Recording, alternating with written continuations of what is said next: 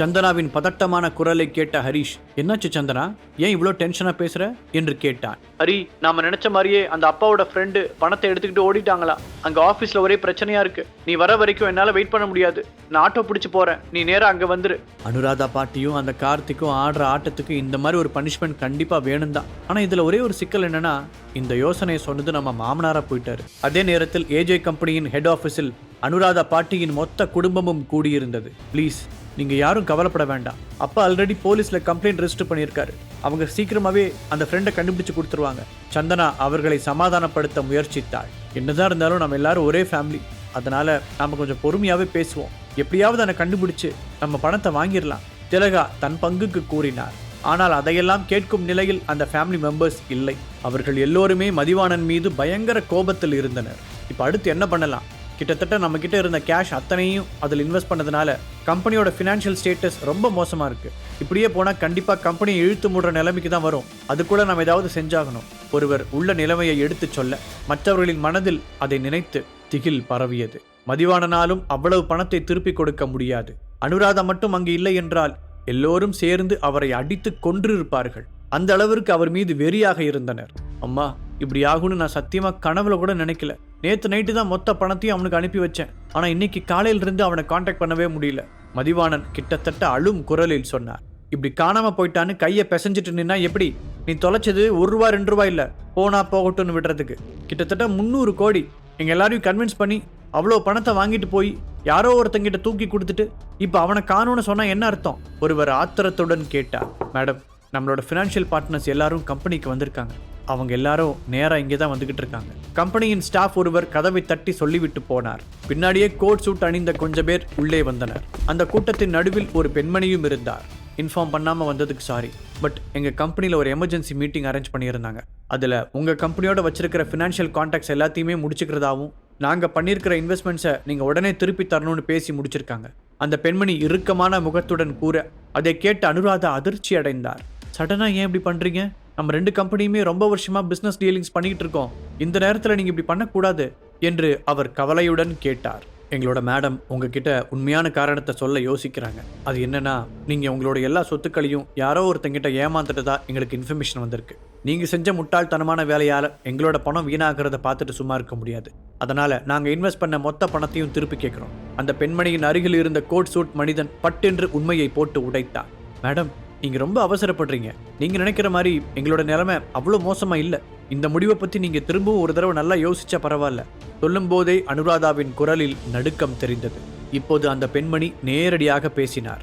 Sorry, இதில் நாங்கள் செய்கிறதுக்கு எதுவுமே இல்லை. அப்புறம் நாங்கள் எதுவும் தப்பாலாம் கேட்கல. நம்ம கான்ட்ராக்டில் இருக்கிற மாதிரி தான் நடந்துக்கிறோம். நாங்கள் இன்வெஸ்ட் பண்ண அமௌண்ட் மட்டும் இப்போ நீங்கள் திருப்பி கொடுத்தா போதும் என்றார். அவர் பேசி முடித்தவுடன் அங்கு வந்திருந்த மற்ற கம்பெனிக்காரர்களும் தாங்கள் செய்த இன்வெஸ்ட்மெண்ட் பணத்தை கேட்டனர். ஏஜே குடும்பத்தால் அவ்வளவு பணத்தை திருப்பி கொடுக்க முடியாது என்ற முடிவுக்கு ஆல்ரெடி அவர்கள் வந்திருந்தனர். அதனால் அந்த குடும்பத்திற்கு சொந்தமான ரியல் எஸ்டேட் நிலங்கள், அவர்களின் வீடுகள் ஆகியவற்றை போட்ட பணத்திற்கு ஈடாக பறிமுதல் செய்வது பற்றி பேசத் தொடங்கியிருந்தார்கள். அதை கேட்ட ஏஜே ஃபேமிலியில் மெம்பர்ஸ் கோபமடைந்து அவர்களுடன் வாக்குவாதத்தில் ஈடுபட்டனர். எல்லாரும் கொஞ்சம் நிறுத்துறீங்களா? இப்படி நமக்குள்ள வீணா சண்டை போடுறதுனால யாருக்கு என்ன பிரயோஜனம் என்று மேஜையில் தட்டிய அனுராதா சத்தமாக கூறினார். நீங்க எங்களுக்கு எந்த சமாதானமும் சொல்ல முடியாது. சட்டப்படி கான்ட்ராக்ட்ல இருக்கிறத மட்டும்தான் நாங்க கேட்கிறோம். ஸோ உங்களுக்கு வேற வழி இல்லை. அப்படி நீங்க மறுத்தா அந்த பெண்மணி முடிக்காமல் நிறுத்த அவர் என்ன சொல்ல வருகிறார் என்பது அங்கிருந்த எல்லோருக்கும் புரிந்தது. மேடம், நீங்க ஒன்றும் கவலைப்பட வேண்டாம். நாங்க கண்டிப்பா உங்களோட பணத்தை திருப்பி தந்துடுறோம். ஆனால் அதுக்கு கொஞ்சம் டைம் கொடுங்க. நாம் ரொம்ப வருஷமாக பிஸ்னஸ் பார்ட்னர்ஸாக இருந்திருக்கோம். அதுக்கு மரியாதை கொடுத்தாவது எங்களுக்கு நீங்கள் கொஞ்சம் டைம் கொடுக்கணும். அனுராதா கிட்டத்தட்ட கெஞ்சினார்.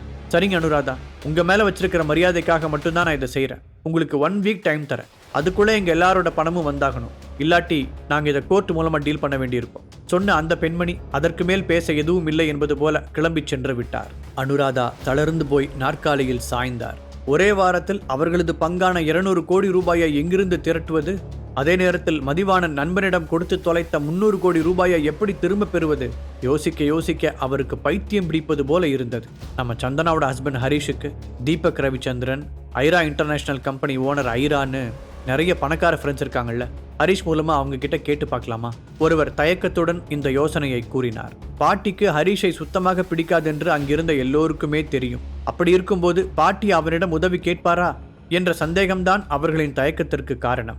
அவர்கள் எல்லோரும் மாற்றி மாற்றி இதை பற்றி பேசிக் கொண்டிருக்கும் பொழுது மீண்டும் அங்கே வந்த ஸ்டாஃப், அரா கம்பெனியிலிருந்து மிஸ்டர் ராகவ்னு ஒருத்தர் உங்களை பார்க்கறதுக்கு பெர்மிஷன் கேட்டிருக்காரு என்று கேட்டான். அவன் சொல்லிக் கொண்டிருக்கும் போதே அந்த மீட்டிங் ஹால் கதவை தள்ளிக்கொண்டு ராகவ் உள்ளே நுழைந்தான். நான் தான் ராகவ், இங்க அனுராதா மேடத்தோட நான் பேச முடியுமா என்று கேட்டான். பிளாக் சூட்டில் பார்ப்பதற்கு பளிச்சென்று இருந்தவனை ஏஜே ஃபேமிலி மெம்பர்ஸ் அனைவரும் ஆச்சரியத்துடன் நோட்டமிட்டனர். எஸ், நான் தான் அனுராதா, உங்களுக்கு என்ன வேணும்? பாட்டி முகத்தை சுழித்து கொண்டு கேட்டார். நான் பிசினஸ் பார்ட்னர்ஷிப் சம்பந்தமா உங்ககிட்ட பேசலான்னு வந்தேன். இந்த வார்த்தைகளை ராகவ் சொன்னதும் அந்த இடமே பரபரப்பாக மாறியது. மிஸ்டர் ராகவ், நீங்க என்ன சொல்ல வரீங்கன்னு கொஞ்சம் கிளியரா எக்ஸ்பிளைன் பண்ண முடியுமா? அனுராதாவும் ஆர்வத்துடன் கேட்டார். அனுராதா மேடம், உங்ககிட்ட பணம் இல்லைங்கிற விஷயம் எனக்கு நல்லாவே தெரியும். என்னால் உங்களுக்கு உதவ முடியும். அதுக்கு பதிலாக உங்களோட கம்பெனி மூலமாக சென்னையில் என்னோட இம்போர்ட் எக்ஸ்போர்ட் பிஸ்னஸை ஸ்டார்ட் பண்ணணும்னு நான் ஆசைப்பட்றேன்.